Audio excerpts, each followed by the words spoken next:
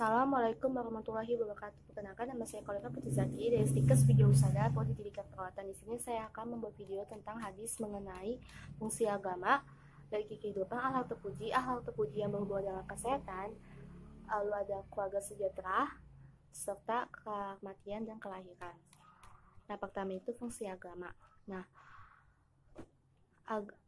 agama itu sangat penting dalam kehidupan kita sehari-hari. Nah, peran agama ini itu dapat dilihat di beberapa aspek. Yang pertama itu ada aspek keagamaan, di mana agama itu menyadarkan manusia tentang siapa penciptanya. Lalu yang kedua, secara asal-usul. Nah, secara asal-usul ini di mana agama itu menjelaskan kepada manusia tentang siapa dia, dari mana dia berasal, kemana manusia nanti. Lalu dari segi kemasyarakatan, agama ini sebagai lambang masyarakat yang keadaannya bersumber pada kekuatan yang dinyatakan berlaku oleh seluruh masyarakat. Nah, fungsi ini untuk memperkuat silaturahmi. Yang keempat, yaitu secara kejiwaan atau psikologi. Nah, agama ini bisa menenteramkan, menenangkan, dan membahagiakan kehidupan jiwa seseorang. Yang kelima, secara moral. Nah, agama ini itu menunjukkan tata nilai dan norma yang baik dan buruk, serta mendorong manusia untuk berperilaku lebih baik lagi. Nah, kenapa sih agama itu penting untuk manusia? Yang pertama itu karena agama merupakan petunjuk kebenaran. Yang kedua, merupakan sumber moral. Yang ketiga, memberikan bimbingan rohani kepada manusia. Yang keempat, memberikan sumber informasi tentang masalah metafisika. Lalu, agama itu memiliki fungsi-fungsinya. Yang pertama itu sebagai pembentuk hati. Agama sudah ada sejak kita lahir. Nah, sejak kecil kita sudah dibimbing oleh orang tua untuk mempelajari tentang agama. Dari bimbingan tersebut, pengaruh agama dalam kehidupan kita sangat penting, sehingga kita bisa merasakan kebahagiaan, kesuksesan, dan merasa terlindungi. Yang kedua, agama sebagai sumber nilai dalam menjaga kesusilaan. Nah, menurut Elizabeth K. Nottingham menyatakan bahwa setiap individu tumbuh menjadi dewasa, memerlukan suatu sistem nilai atau aturan. Nah, dengan adanya sistem nilai tersebut, maka kesusilaan tersebut akan tetap terjaga, namun nilai tersebut tidak akan berfungsi tanpa melalui pendidikan agamanya. Yang ketiga, agama sebagai sarana untuk memuaskan keinginan tahuan. Dari ajaran agama tersebut memberitahu jawaban atas pertanyaan tentang kehidupan manusia. Bahkan ajaran agama tersebut sudah berkaitan langsung dengan kehidupan kita, seperti kenapa kita harus berpuasa, kemana kita nantinya, terus kenapa kita tidak boleh berbuat zina. Terus tanpa agama, manusia tidak mampu menjawab pertanyaan yang mendasar di dalam kehidupannya, seperti bagaimana manusia terbentuk, apa tujuan kita untuk hidup, kemana manusia kembali setelah dia mati. Yang keempat, agama sebagai sarana untuk mengatasi frustasi. Manusia selalu memiliki masalah kehidupan. Nah, manusia yang memiliki masalah, dia akan frustasi, putus asa, dia mengalami gangguan psikologikal. Nah, orang-orang yang biasa mengalami frustasi ini, dia tuh jarang sekali untuk beribadah, sholat, ngaji. Nah, untuk itu, seseorang yang mengalami frustasi ini memerlukan sholat. Nah, dengan sholat, dia bisa mencurahkan isi hatinya kepada Tuhannya. Yang kelima, agama sebagai sarana untuk mengatasi ketakutan. Manusia memiliki rasa takut seperti malu, rasa bingung, dan rasa takut tersebut seseorang merasa bingung dan takut akan tujuan hidupnya. Nah, agama itu sudah memiliki tujuan untuk memberikan penerangan akan kehidupan kita, sehingga kita tidak takut dan tidak bingung. Nah, selanjutnya ada akhlak terpuji. Nah, akhlak adalah tingkah laku seseorang yang didorong oleh suatu keinginan secara sadar untuk melakukan suatu perbuatan, baik itu perbuatan baik maupun perbuatan keji. Nah, berikut ini ada hadisnya. Hadis riwayat Tirmizi nomor 2004 dan Ibnu Majah nomor 4246. Nah, yang artinya itu Rasulullah SAW ditanya mengenai perkara yang baik memasukkan seseorang ke dalam surga. Beliau pun menjawab, takwa kepada Allah dan berakhlaklah yang baik. Beliau ditanya tentang perkara yang banyak memasukkan orang ke dalam neraka. Beliau pun menjawab perkara yang disebabkan karena mulut dan kemaluannya. Hadis kedua itu riwayat Tirmizi, yaitu innam yan'anha biakum ila syawaqur biakum min niyamaja'il san yawmal qiyamati ahsanukum ahwaluka. Artinya, sesungguhnya di antara orang-orang yang paling aku cintai dan paling tepat duduknya pada hari kiamat denganku, yaitu orang-orang yang paling baik akhlaknya. Lalu ada hubungan akhlak dengan kesehatan. Nah, kesehatan adalah suatu keadaan sejahtera baik secara fisik, ekonomi, sosial, serta tidak terpapar oleh penyakit apapun. Nah, dengan sehat ini kita bisa beribadah dengan baik. Dengan sehat ini kita bisa melakukan pekerjaan dan aktivitas sehari-hari.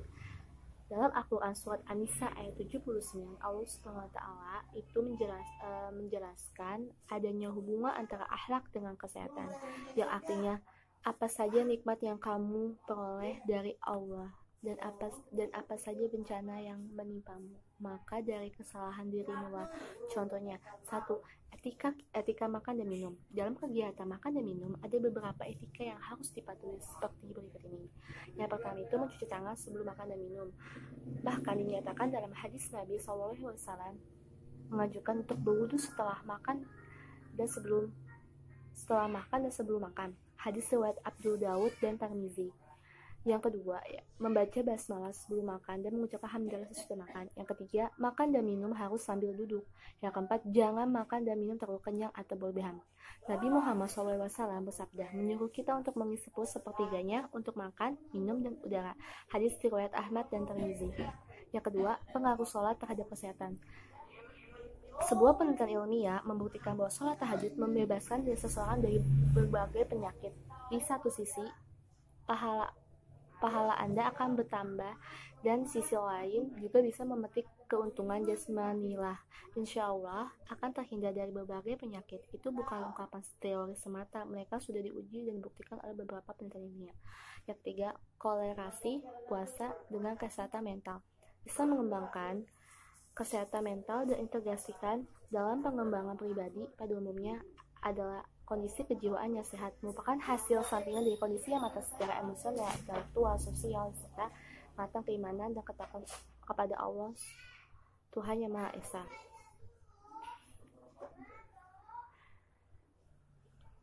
Hal ini dapat dilihat dari beberapa penelitian yang dilakukan oleh beberapa pakar.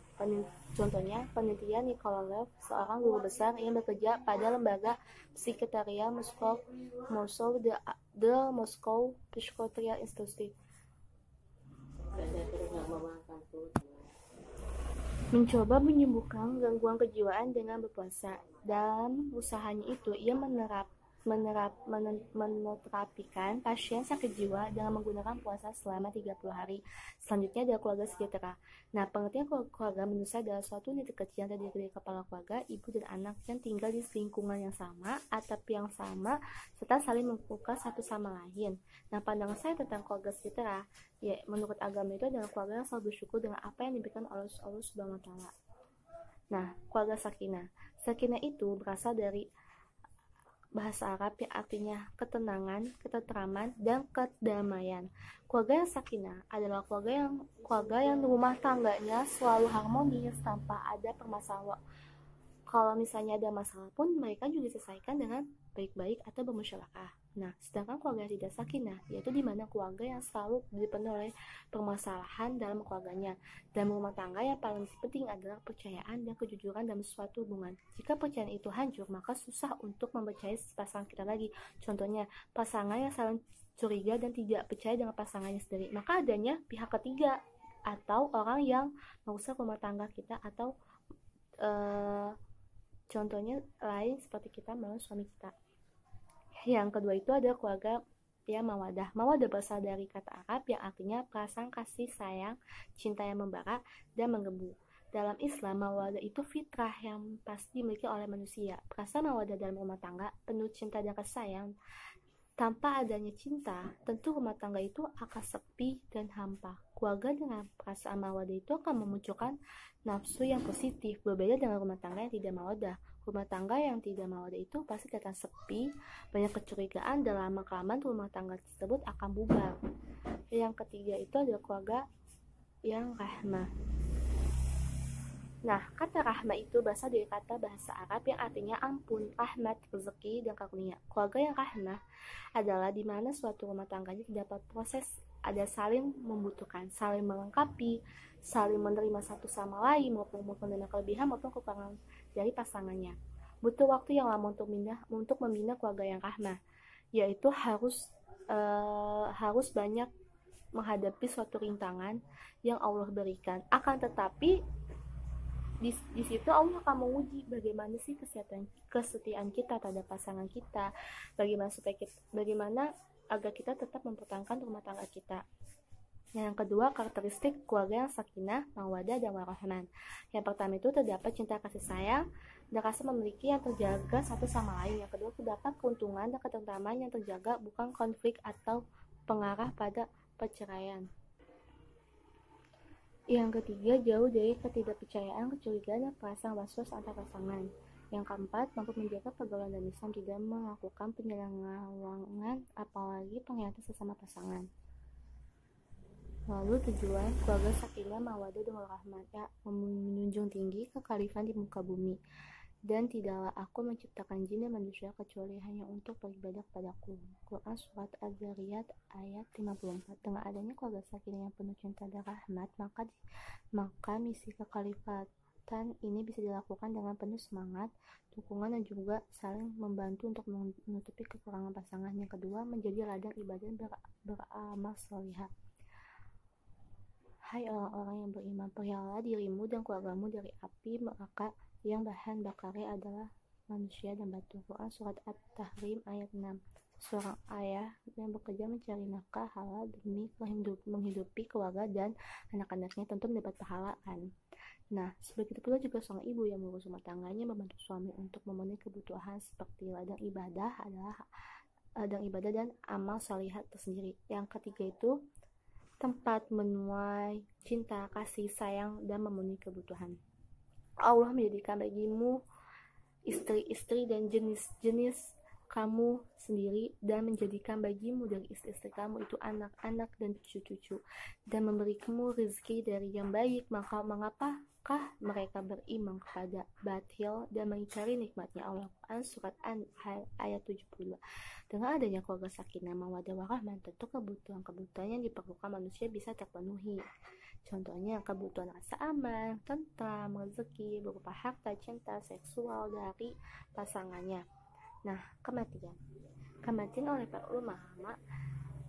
para ulama didefinisikan sebagai ketiadaan kehidupan, di mana di dalam Al-Quran itu dijelaskan tentang hidup dan mati. Nah, berikut kupasan tentang kematian dalam penjelasan Al-Quran dan hadis Al-Quran menggamakan naluri manusia yang enggan menghadapi kematian. Kemudian syaitan membisikkan pikiran jahat kepadanya dengan berkata, "Hai Adam, maukah saya tunjukkan kepadamu pohon kuldi dan kerajaan yang tidak binasa." Quran Surat Toha ayat 120. Ahmad Rifauzi itu mengutip Quraisy Shihab yang menjelaskan beberapa alasan yang menyebabkan seseorang enggan atau takut terhadap kematian. Ada orang yang enggan takut akan mati karena dia tidak mengetahui apa yang akan dihadapi setelah dia mati, karena menganggap bahwa yang dimiliki dunianya lebih baik daripada yang akan dihadapi di akhirat nanti. Dengan demikian, penjelasan tentang kehidupan kematian ini penting dipahami oleh manusia yang masih hidup di dunia ini. Yang satu tuh hidup dan mati masing-masing 2 kali. Firman Allah Quran Surat Ghafir ayat 11. Mereka menjawab, "Ya Tuhan, karena Engkau yang telah mematikan kami 2 kalinya dan telah menghidupkan kami 2 kalinya. Lalu kami mengakui dosa-dosa kami. Adakah sesuatu jalan atau bagi kami untuk keluar dari neraka ini?" Dua hakikat kematian merupakan proses alami yang memasuki alam kesempurnaan. Setelah mereka mati, Allah menggambarkan dalam Quran jauh lebih baik daripada kehidupan dunia. Firman Allah yaitu fa'tilan tu'lamuna wala taqalimani khairan walakiratu qalilun dunya ma ta'ulqul. Katakanlah, kesenangan di dunia ini hanya sebentar, dan akhirat itu lebih baik untuk orang-orang yang bertakwa, dan kamu tidak akan dianiaya sedikit pun. Quran Surat An-Nisa ayat 77. Yang ketiga, hikmah adanya kehidupan dan kematian. Firman Allah dalam surat Al-Mulk ayat 1-3. Maha suci Allah yang di tangannya segala kerajaan, dan dia maha kuasa atas segala sesuatu yang menjadikan mati dan hidup, supaya dia menguji kamu siapa di antara kamu yang lebih baik dalam amalnya. Dan dia maha perkasa lagi maha pengampun, yang telah menciptakan 7 langit berlapis-lapis. Kamu sesekali tidak melihat apapun ciptaan Tuhan yang maha pemurah, sesuatu yang tidak seimbang. Maka lihatlah berulang-ulang, adakah kamu lihat sesuatu yang tidak seimbang? Yang keempat, kematian hanyalah ketiadaan hidup di dunia.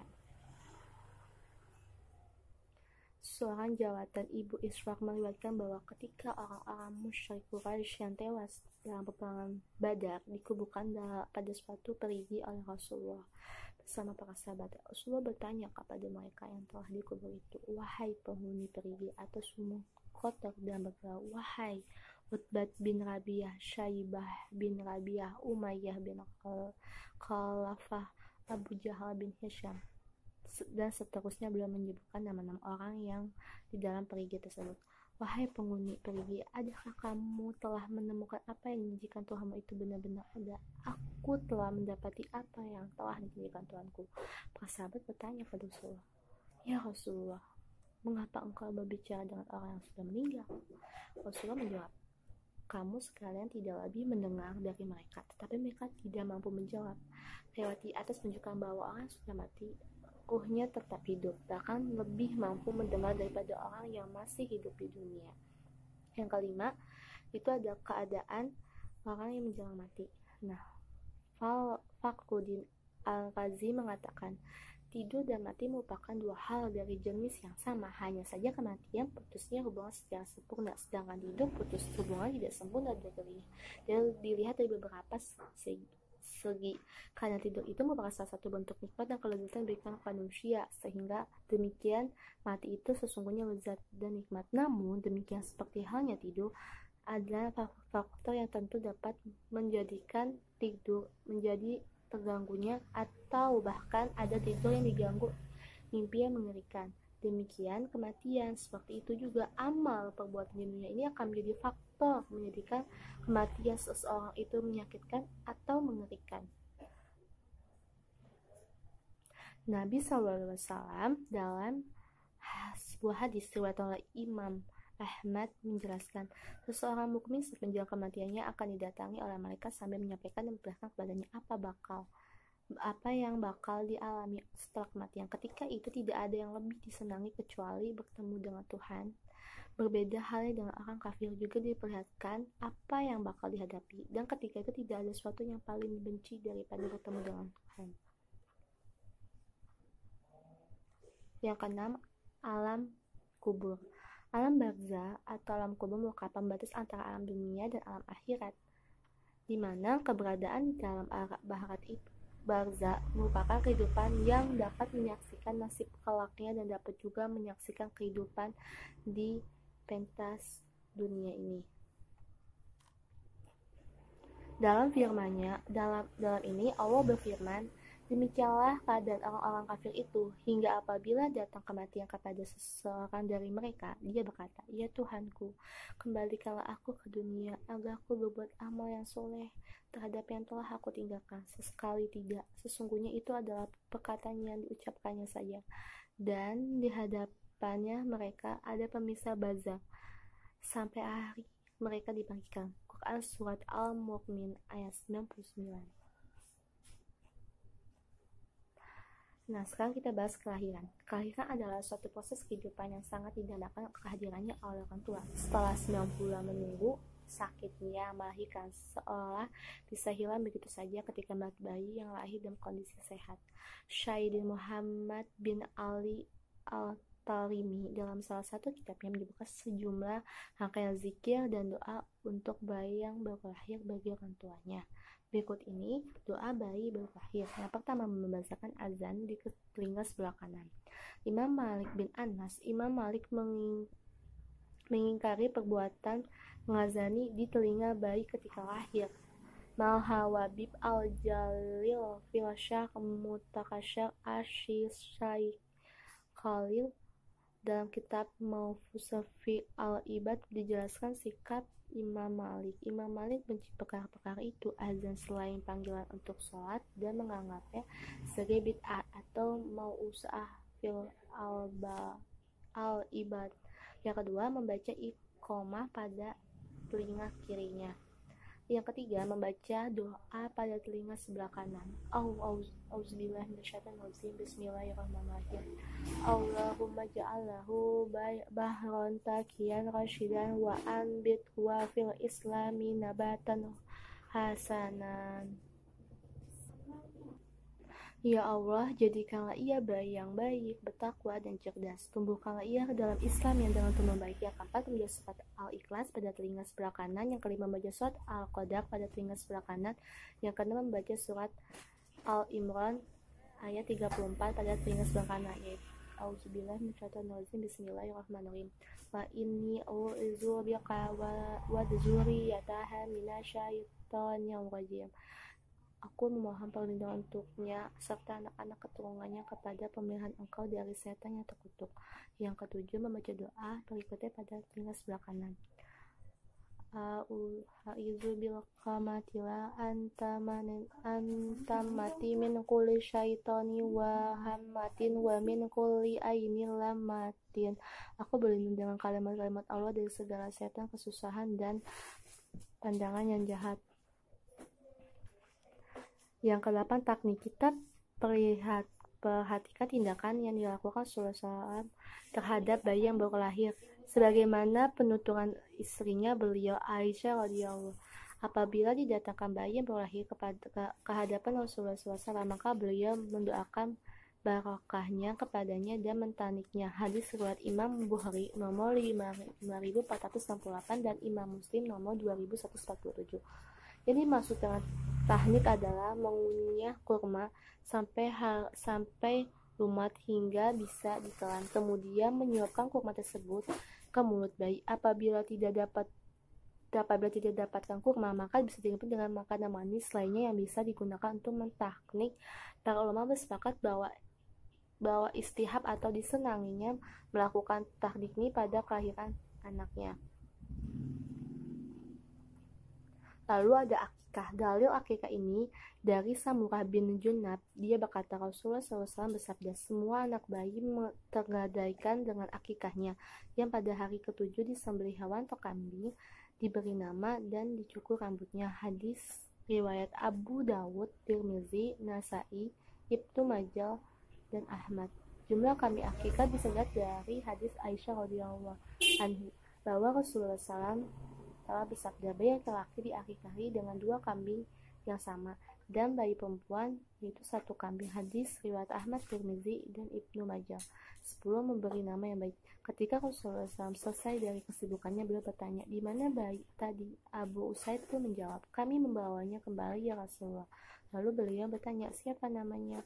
Fulan ya Rasulullah. Beliau pun bersabda, tidak, akan tetapi nama Al-Munzair. Kemudian pada hari itu beliau memberikan nama Al-Munzair. Diriwayatkan oleh Imam Muslim nomor 2149.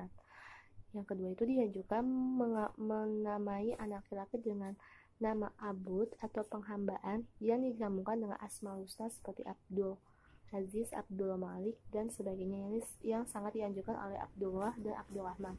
Sebagaimana sabda Rasulullah SAW, sesungguhnya mana yang paling dicintai Allah adalah Abdullah dan Abdurrahman. Hadis riwayat Muslim.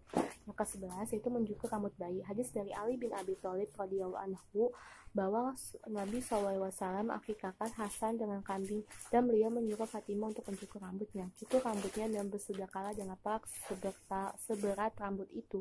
Fatimah pun menimbangi rambut itu, ternyata sekitar 1 dirham atau kurang lebih dari 1 dirham. Hadis riwayat Tirmidzi 1519, Ibnu Abi Syaibah dalam Mushanaf 2434